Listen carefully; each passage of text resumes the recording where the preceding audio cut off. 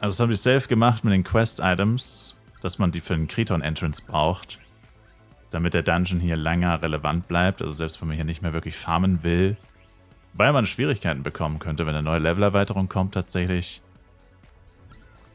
die Quest-Items zu farmen. Aber genau das ist ja das, dadurch bleibt der Dungeon immer relevant. Weil Kriton droppt die Quest-Items und natürlich die beiden Giants. Aber wenn du jetzt, sag ich mal, Level 180 bist, dann kannst du von den normalen Mobs hier keine mehr droppen, weil du viel zu hoch... Also, kannst du schon, aber mit einer extrem niedrigen Chance macht es dann keinen Sinn mehr, hier wirklich stundenlang zu farmen, um sich mal ein paar hundert Questies zu holen. Das ist einfach dämlich. Dafür wäre es dann klüger, man macht sich lieber einen neuen Char, den man absichtlich auf dem Level behält. Für Kriton ist es egal, Kriton-Drop-Rate bleibt gleich.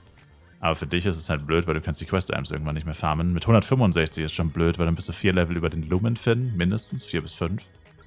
Und 2 bis 3 Level über den Dread Scale. Und dann sinkt ja die Drop-Rate. Aber das ist, wie gesagt, das ist halt zweischneidiges Schwert. Also es ist halt, einerseits ist es cool, weil der Dungeon und die Quest-Items immer relevant bleiben, weil man sie für den Boss braucht und der Boss wahrscheinlich auch noch lange relevant sein wird. Selbst nach dem nächsten Update wird wahrscheinlich Kriton weiterhin interessant sein.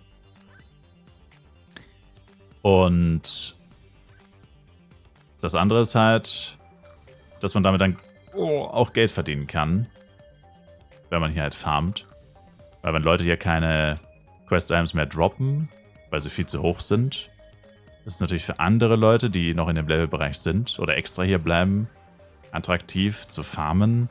Weil du kannst dann den Leuten, die sie halt nicht mehr selber farmen wollen oder können, kannst du sie dann verkaufen. Also je nachdem, aus welcher Perspektive man sieht, ist es entweder gut oder schlecht. Wenn du zu hoch bist und sie selber nicht mehr droppen kannst, ist es schlecht, weil dann musst du sie entweder kaufen oder dir extra einen Char dafür machen. Oder du farmst sie halt selber. Also ja, farmst sie selber oder du kaufst sie von jemand anderem. Aber das könnte halt relativ teuer werden. Auf Dauer, wenn du sie immer nur kaufst. Aber an und für sich ist es schon besser als in anderen Dungeons, weil in anderen Dungeons, wie zum Beispiel Volcano Dungeon, da läuft man einfach nur durch die ganzen Monster durch und man ignoriert sie. Und natürlich wäre es jetzt genauso dämlich, mit 165 im Volcano Dungeon rumzulaufen und Quest-Items farmen zu müssen, wenn man Red Meteor killen will. Aber an für sich wäre es wieder cool für Leute, die halt auf Level 120 sind und im Volcano Dungeon dann leveln würden. Nur wegen den Quest-Items, weil die könnten sich dann halt ein bisschen Kohle verdienen. Weil die High-Level das höchstwahrscheinlich nicht machen würden. Bei Level 120 kann man sich leichter einen Farm-Char stellen, der dann einfach Level 120 bleibt für die Quest-Items. Aber trotzdem ist es interessanter für Leute in einem Low-Level, weil sie damit halt eine zusätzliche Einkommensmöglichkeit haben, die halt dadurch geschaffen wird, dass der Dungeon permanent Quest-Items verschlingt und immer wieder neue gebraucht werden, solange der Dungeon zumindest aktiv gefarmt wird. Aber wie gesagt, Hernes-Waffen werden selbst nach dem nächsten Update noch eine gewisse Zeit lang extrem relevant bleiben wahrscheinlich. Solange die neuen Waffen, die bis dahin dann vielleicht existieren, noch nicht überfarmt worden sind. Und solange das so ist, werden diese Quest-Items immer noch einen gewissen Wert haben. Und es wird immer weniger Leute geben, die sie tatsächlich aktiv farmen, weil die Leute weiterleveln und lieber neue Dungeons farmen. Und wenn sie dann aber doch Kriton machen wollen, müssen sie die Questies kaufen. Also es ist, wie man es sieht, entweder positiv oder negativ. Man kann auch XP-Stopp machen, wenn man bei dem Level ist. Ja, aber wenn jetzt ein neues Update kommt, wo du bis Level 180 leveln kannst, das ist die gleiche Diskussion, hatte ich schon mal. Wenn jetzt ein neues Update kommt, wo du bis 180 leveln kannst und dann gibt es neue Giants, neue Dungeons, neue Bosse. Wer zum Teufel würde dann absichtlich 165 bleiben, um Hernes Quest-Items zu farmen? Niemand würde das machen. Kein Mensch auf der Erde würde das machen. Das wäre extrem dämlich. Weil die neuen Waffen ja höchstwahrscheinlich viel mehr wert wären. Plus du wieder Level-Reach-Belohnungen und so bekommst, die zeitlich begrenzt sind wahrscheinlich. Oder nicht zeitlich begrenzt, aber in der Menge begrenzt sind. Also ja, könnte man. Es ist aber extrem unrealistisch, das macht keiner. Wenn ein neues Update... Also jetzt kannst du es machen. Aber wenn ein neues Update da ist und von der... Also jetzt ist es ja egal. Ich meine, mit 165 droppe ich immer noch ziemlich gut bei 163ern. Selbst bei 161ern will ich mit 165 noch halbwegs gut droppen.